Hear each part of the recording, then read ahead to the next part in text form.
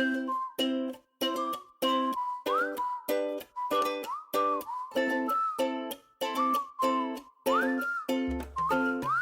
again, everyone. Christine here from Let's Talk Tiny Houses podcast. Patty's with me. I'm here too. And I've got Rikki and Valerie from ESC Consulting who have just come fresh off the stage. How are you? How are you both going? Hello, Valerie here. Hi, Rikki here. Feeling a little bit invigorated from that process. Always a little bit nervous before we go and have a bit of a chat, but it was a great audience, and I think that it was pretty informative for everybody. Yeah. Yes, we hope so. Yes. Well, We hope so. As an audience participant, yes, I thought it was very inspiring, and I took a lot of notes. So I'm sure others did too. So for everyone who wasn't able to attend, the topic was where can I put my tiny, which would have to be one of the top questions everyone wants to know. So would you like to give us just a quick rundown of your discussion and then some interesting questions that came from it, or when you've been going around the carnival, some interesting questions or topics that people have been coming up to you going, help me, what's your advice on this? So, well, who'd like to start? So I'll give it a shot. So essentially the answer to where can I put my tiny house, and we clarify that question by saying where can I legally put my tiny house, is the short answer is it depends. Unfortunately, that's the answer, and that's because the regulatory framework that controls where we can live and where we can put our houses is complex. Tiny houses on wheels in particular do not fit in very well within that framework, and that's what we've been trying to work on, is trying to get a place in there for tiny houses on wheels. We want that type of model to be mainstream. We want people to be able to do it everywhere, in cities, in rural, wherever they want to be able to do it, and that's what we've been working on. That's all the documentation we've been providing, and everything has been towards making that happen. So it depends, as Valerie was saying, it depends on where you actually live, state to state, locality to locality. In New South Wales, if you are wanting to live in a tiny house on wheels, you have a few conditional exemptions under a regulation at the state level. I don't know the name of it off the top of my head. It's a mouthful, but it's got caravan, manufactured home, etc. in it. And movable dwelling. That's the key one. So a tiny house on wheels fits under a movable dwelling definition. The thing that it resembles most is a caravan, so kind of like move in that direction.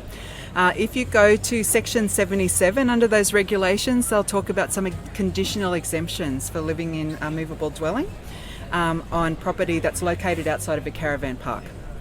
So if you've got a primary residence on residential land, living in a tiny house on wheels is okay. You don't need council approval as long as you are a part of the household of the existing dwelling. You can have up to 2 if you're looking at short-term accommodation. You can also have 1 on pastoral or agricultural land for seasonal workers that are working on that property. And a recent variation, or like a recent addition to that conditional exemption, is bushfire affected people. So there's a relaxation. If you've been bushfire affected, you can live in a tiny house on wheels or a movable dwelling for up to 2 years. So that's no council approval required. If you fall out of those categories, then you'll need to navigate through the normal council processes around looking at their planning schemes and also at their local laws and how they regulate health, safety, amenity, complaints. That's the short answer. If you're in Queensland, oh my God. That exemption for the bushfire, that, I hadn't heard about that one. I mean, I'm not a big news watcher either, but was it publicly offered? Because there was certainly an uproar over the bushfires, and I'm just trying to live on my property and rebuild. And so it seemed like there was the human outcry, but I didn't hear that council fixed it. So I don't know how it actually played out. We follow a Facebook group in Brisbane called Tiny Houses Brisbane, and we kind of got the information that way. So there's a lot of people out there that are watching the space, and information's flying from all different directions. So it's great to be part of those groups because you'll hear snippets of information you might not normally come across. But I believe it's a recent addition to help alleviate the tragedy that's actually occurred. And you're both members of ATHA. We are. When did you first become a member of ATHA? When you first created. Oh, excellent. Are you number one? Are you member I number don't know about number one, but that's probably Chris and Fern. No, but we were contacted by Chris Wenban and Fern King down in Victoria when we first put out the tiny house planning resource.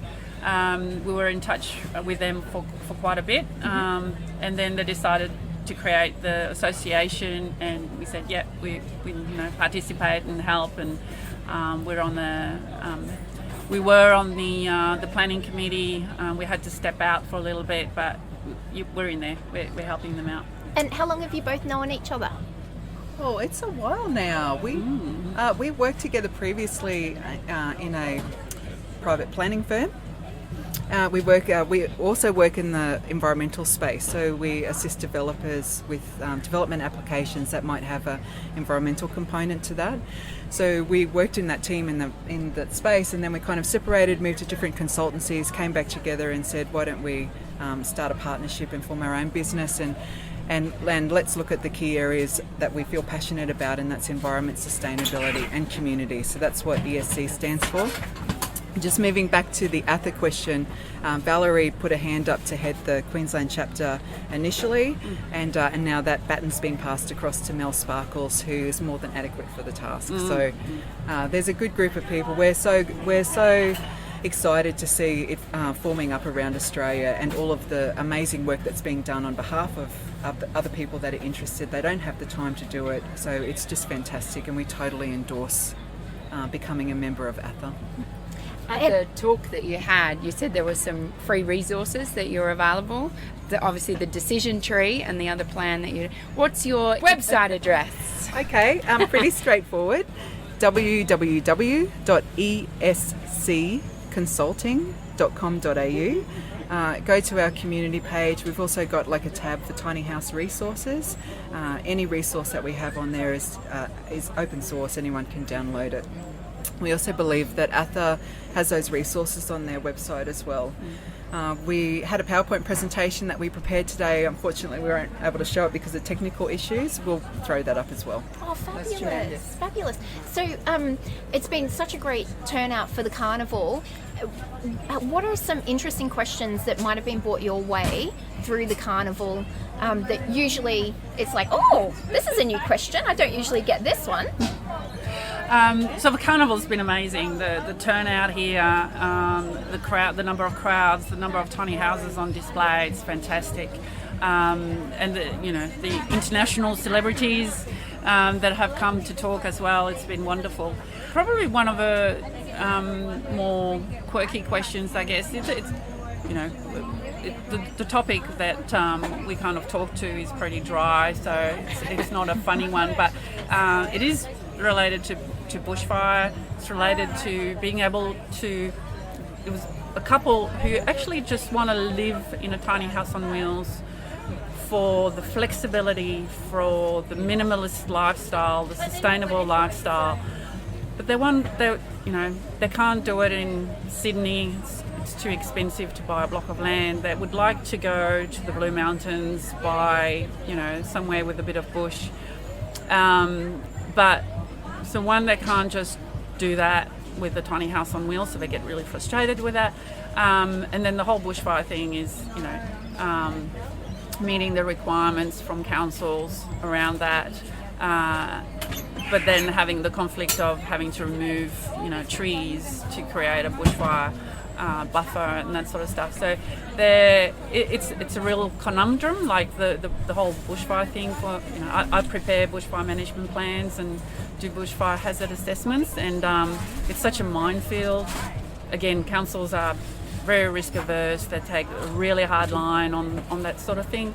And for good reason too. And for good reason. But again, it's being able to demonstrate that there are ways of building dwellings where you can achieve a fairly high level of safety from bushfire, and just letting if people are willing to take that risk, then their choice. But and having a bushfire management plan in place too, so that you know that's right. What are your options if a threat is coming your way, and how are you going to respond to that.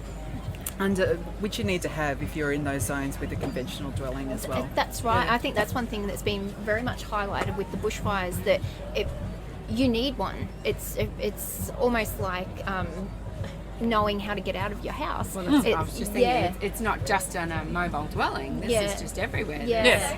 You know, So- you just need that safety plan, don't you? That's right. Exactly. So, Patty, you took many notes I at did Rikki take and some Valerie's free speech. notes. Yes. I So think they've what covered have a you- lot of them. Oh, okay. I think that it depends was the most fascinating thing. It depends if it's on wheels. It depends if it's fixed. It depends if you're rural. It depends if this.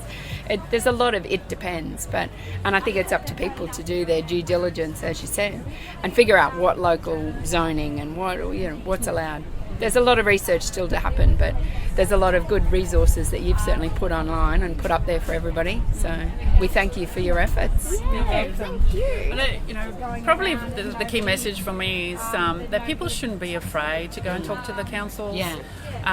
As I was telling that couple, councils are actually there to serve the community.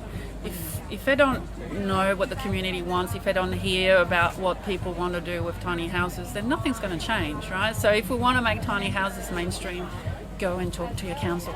Yeah. So, And there is a huge support network through ATHA to help you do that. Absolutely. And that's a big takeaway from this weekend. Now, Rikki, we were having a joke before the podcast that there might be some karaoke. What was it? Where did this joke come from? This is the time I run away now.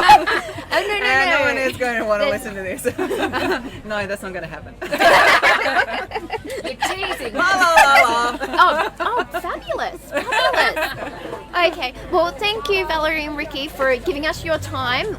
It's lovely to meet you, and we'll have to keep in touch. And if you've ever got any updates you'd like to give us, contact us and we'll be right there. We'll add all your links and everything to the show notes and the socials.